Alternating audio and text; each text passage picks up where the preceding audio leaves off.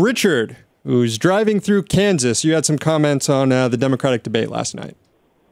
Yeah, I had a couple of observations I wanted to chime in with. First of all, the first thing that struck me last night was during the opening comments. Each candidate, I guess, got 2 or 3 minutes to make a quick opening statement. Every one of those candidates was heavy with the words I and me, except for one. One candidate, if you listen to their opening comments, not once was the words I or me used in there anywhere, and that was Bernie Sanders. Everybody else was focusing on themselves and who they were, when Bernie Sanders' whole thing is like, you know what, my campaign is just strictly about the American people and what the American people want. Mm-hmm. You know, and he wasn't really trying to tout just how great he was right off the top.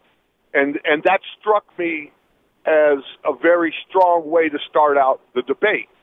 That's a good point, Richard. Also, I noticed that, Anderson Cooper early in the week had made a statement about, he wasn't going to come in with a bunch of gotcha questions, that kind of thing. But I could have swore that, it was like the second incarnation of Michael Buffer. Because every time he came with a question, it should have been started out with, like, let's get ready to rumble, because he was constantly trying to pit one candidate against another, and mostly Hillary against Bernie Sanders. Right. He spent a lot of time like, well, Hillary, Bernie said this, that, and the other, and what do you think about that? Trying to see if he could create some sort of spark there to create some sort of dramatic moment. And, here we are with like Fox News again, almost. You know what I mean? Yeah. Richard, yeah. Tom, what were your thoughts on how Anderson Cooper did last night?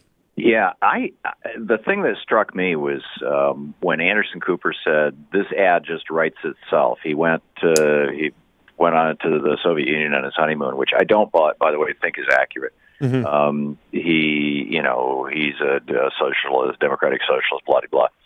I thought that what Anderson Cooper was doing in that moment, and keep in mind, Anderson Cooper, is affiliated with the Clinton Global Initiative. Let's play the clip real quick. Let's play. This is clip number one. This was Anderson Cooper's opening question to Bernie Sanders last night. Senator Sanders, a Gallup poll says half the country would not put a socialist in the White House. You call yourself a democratic socialist. How can any kind of socialist win a general election in the United States? I was expecting some red baiting last night, maybe from Hillary Clinton. I wasn't expecting it from Anderson Cooper. But then again, we have had the media beating this socialist drum more than anybody else, it seems like. Yeah. Do you have the part of the clip where he says the ad writes itself? No, I don't think we have that one. That one occurred a little bit later in the debate, though, when he's talking about the Sandinistas. That was where I thought what Anderson Cooper is doing here is if Bernie is the nominee, or even just for Hillary's campaign, he just produced an ad for the opposition. I mean, they don't even have to run any clips of Bernie. They just run a clip of Anderson Cooper saying that. And I thought that was beyond the pale. Frankly, I thought that was something that a moderator or a journalist should not be doing.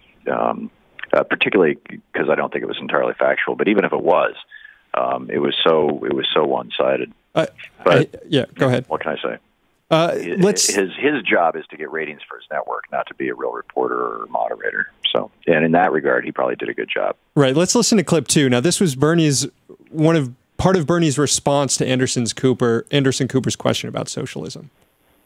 Well, we're going to win because first we're going to explain what democratic socialism is, and what democratic socialism is about is saying that it is immoral and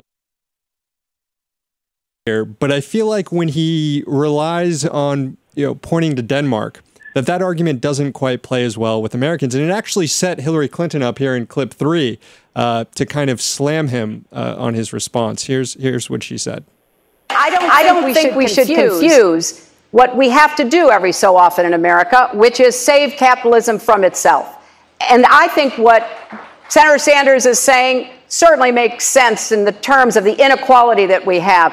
But we are not Denmark. I love Denmark. We're the United States of America. I think that line probably resonated pretty well. And rather than appealing to Denmark or Sweden, wouldn't it be better for Senator Sanders to just say, look, democratic socialism is thriving right here in America. Some of the most popular government programs, from Medicare to Social Security, are based on democratic socialism.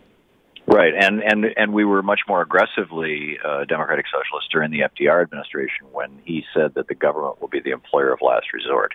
And so,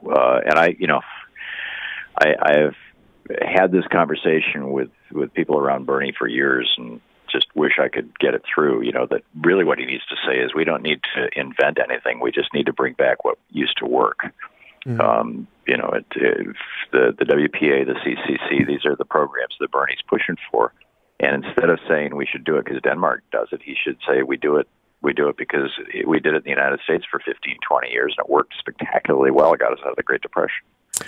Before we went to the last break, we played the clip of Hillary Clinton hitting Bernie Sanders on his past gun votes. I want to play clip 6. This is Bernie's response to Clinton later on.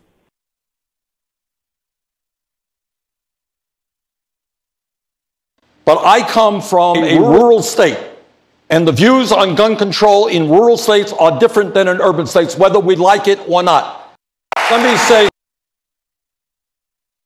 a radical proponent of strong gun control, probably to the left of everybody on that stage last night. And I'm also a supporter of Bernie Sanders. And I think that being from a rural state, considering how politicized this issue is, do you think that Bernie is in a unique position in a sort of, Nixon can go to China sort of moment to be the guy who can bring gun control because he does come from this rural state? Yeah, I think actually as much, this may hurt him with the base. First of all, it's kind of a canard because he's really not that right on guns, but I think it'll He's got a D- from the NRA. Yeah, it'll help him with independence. Good point. All right, we'll be right back. More with Thom Hartmann here on the Thom Hartmann Radio Program.